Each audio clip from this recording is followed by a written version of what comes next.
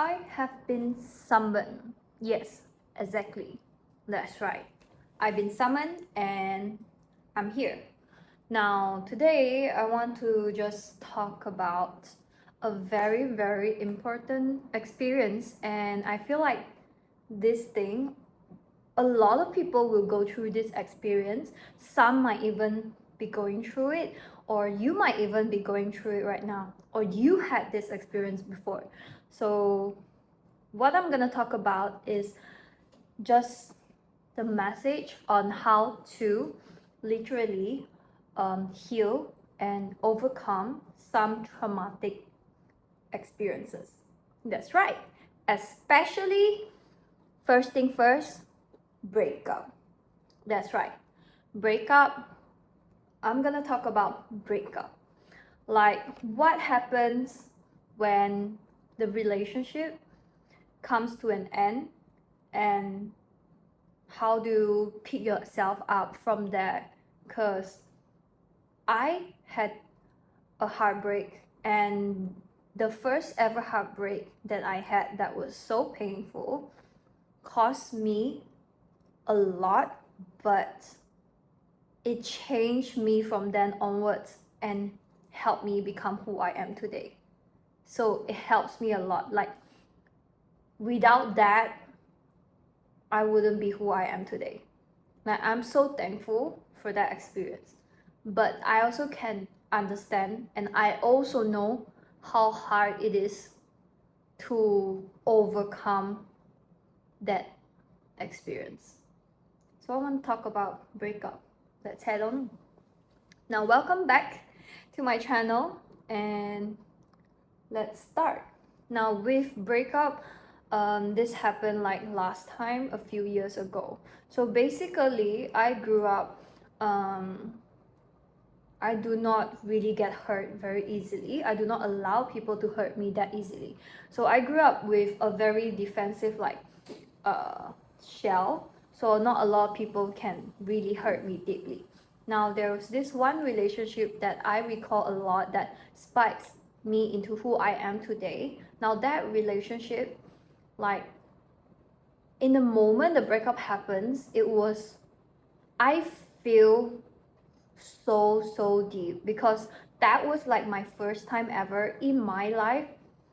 I tried and I learned to open up and love someone. That's right.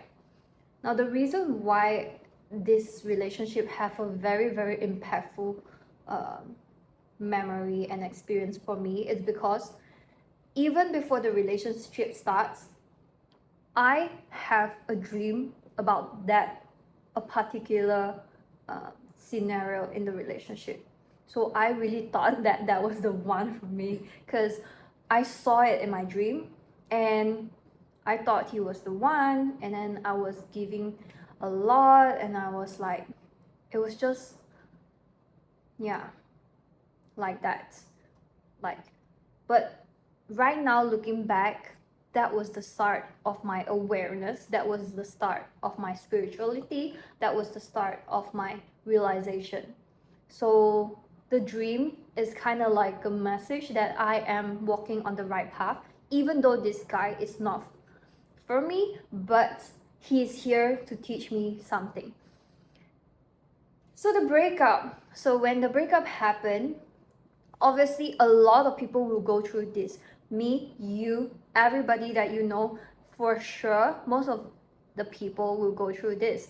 Now they do not understand that breakup or situationship ending is totally different. Now with breakup, at least like there's an official title, and then with the title being like dissolvent, so does the relationship. Now at least that you can grieve and mourn for it. But with situationship is different, because situationship doesn't have a title. You guys are not a thing, but the committed type of boyfriend and girlfriend is involved, like the criteria, but there's no official title. So the way you grieve through situationship is also quite hard, because the grief is like everyone like doesn't know that you guys are together, but you still have to like process that grief. Yeah, you have to acknowledge that this is also a grieving.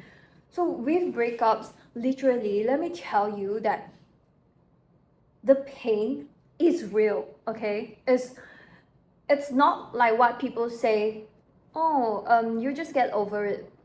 Yeah, sure, yes, we will get over it, but literally losing someone, because imagine this person is supposed to be in your life, you would think that this person is gonna be with you for a long time, but losing that person literally will make your body go through like a certain sensation, a certain feelings. It's because your body is so accustomed to the feeling of them being around with you. So as exactly your body is trying to get used to this new you, like new you. So you have to grieve, you have to go through that process. You there's nothing that you can do. Do not avoid it. Like, do what you can do, talk with it with your friends, like go out, have some nice food, like do anything that would make you feel better in order to really process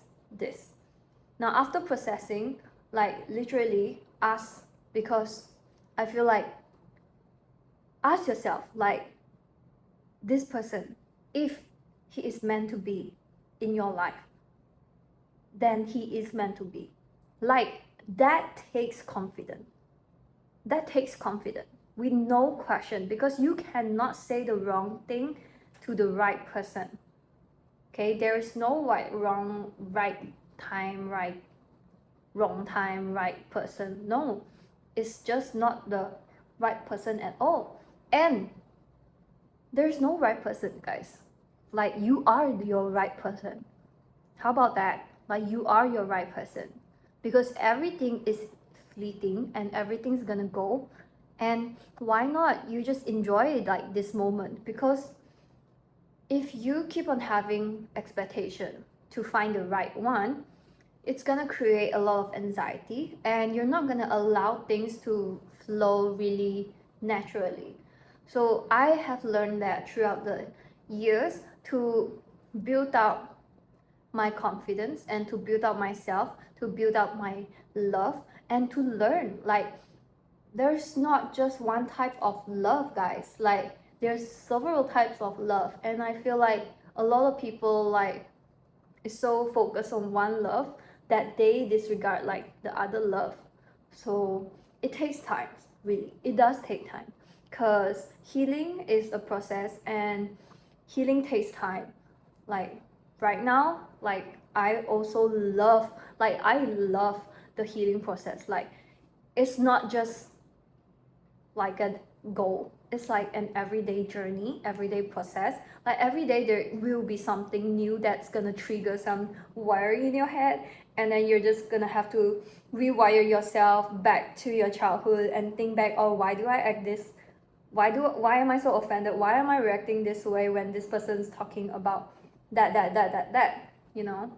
So healings takes time, and after a traumatic event, or like a breakup or separation, for sure, like there is something that's gonna trigger that you never know, because it might revisit you. Like, you will not remember it, but somehow it might revisit you.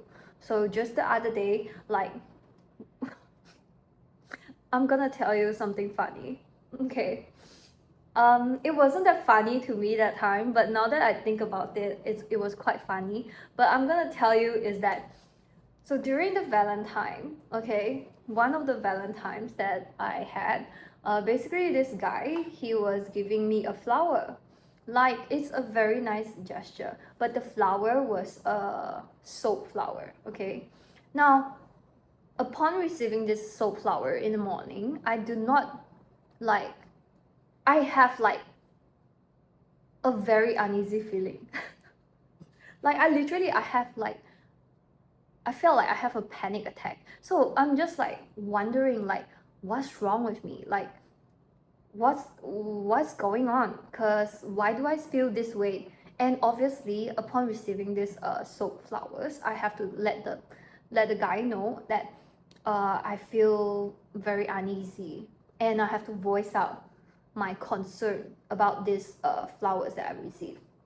Now, in the following hours and days, I rethink back and I kind of get it, like this experience, because the reason why I feel uneasy, like it's an exploring process, but basically I have a memory that comes back to me about my previous relationship that the guy was giving me soap flowers to. Now, because the guy in my previous relationship did not really treat me that well, like in terms of like the ending, now that triggers something like in me. Like throughout the he was a very, very good guy, like no cap, but at the end of the relationship there was like there might still be some residue, like feelings that I have to release. So basically, upon receiving these soap flowers, I did not know that it will make me think back that time. Now I have to do the healing work, and also I have to be honest, not like blaming it on the guy that just gave me the flowers, but I have to tell him that, oh, actually receiving this, I'm very happy, but actually I would want something that is more maybe beautiful or more sincere, because I feel like this gesture is not sincere to me. Now I have to let him know, of course, but the rest is up to him. Now, in my other end, I also have to do the healing work. What is the healing work? The healing work is I have to make sure that I have to heal this part of me. I have to understand, use my rational thinking to understand, oh, why is this bothering me? Obviously, it's making some types of emotional connection with my past. Now, I have to revisit the past. It was painful at first, like some tears are coming out, like there's the process of releasing, but after releasing that and then revisiting that and just understand how I feel, why I feel this way, and just reassure myself that I am not the same person as last time, and that everything is still fine. So fix that, because it's so important for you to fix that. Because if you don't go revisiting the past, or like just fix that uneasy feeling, now this will roll on into your future relationship. Now this future relationship, like the person that you're with, he might not get it. Like, why is there like a sudden outburst, like, or why is it like that? Like, you don't want to bring that to the table, because it's bringing up so much responsibility to the other person. You're basically like putting on your emotional responsibility onto the other person for him to heal you, but actually no, like you guys are just together and you guys are healing together. So there should be like a mutual type of situation that he cannot be there for you all the time, but like you can be there for yourself all the time. So this is like literally like the process, I feel like, because even though the relationship ended like a long time ago, sometimes you still, like, some memories still have to come out for you to revisit, and that's okay. Like, that is okay, because every single day we're getting better, we're healing, as long as we do the work. Like, you have to show it to yourself, to your brain, that you're doing the work. Okay, you can't just like blame it on other people. Oh, because this guy treat me like this, and then that's why right now I'm meeting a new guy and I have to like lash it out on him. No, that's so unfair. Like, if you are so scared to open up your heart and love again, then you're just missing out on the better relationship, on a better opportunity. Like, literally, you're stopping yourself, you're missing out. Like, not everyone is the same, not everyone is like that. Okay, no, like, you just have to really, really be the bigger person, look at the bigger picture, look at your goals, and be who you are. Like, feelings, emotion are very like temporary, because they come and go very fast. So you can be happy and then the next second you can be like sad, you can be angry. Now, emotion, if we all just rely on our emotion to live the rest of our life, then that's gonna not be ideal, not be good, because when you rely on emotion, it's so temporary that you don't see the bigger picture, the outside, the other perspective, the others people perspective. Like you're only seeing it on based on your emotion, and emotion doesn't really like reliable. It's not really reliable, I would say. So sometimes we have to know how to switch on the left and right hemisphere to switch on our masculine side. Like when can we go on to the rational, when can we think logically, and then try to proceed to your goal, and when do we shift into this emotion, shift into this understanding, shift into this creativity side of us. So it's so important. Now I learned tarot card, and tarot card talks a lot about our subconscious mind and our conscious mind. Now there is this one card that I really love in tarot card, which is the Lover, I would like to say. Now the Lover doesn't really mean like the lover literally, but it means a lot of things. Now if you have seen the Lover card, you would see that there is a guy and a girl, and in the middle of them there's an archangel type of figure in the middle. Now if you look closely at the card, the man is looking at the woman. Now the woman is looking not to the man, but the woman is looking towards the archangel. Now this indicates what? Actually, it could mean a lot of things. First, the girl is Eve. Now the guy is Adam.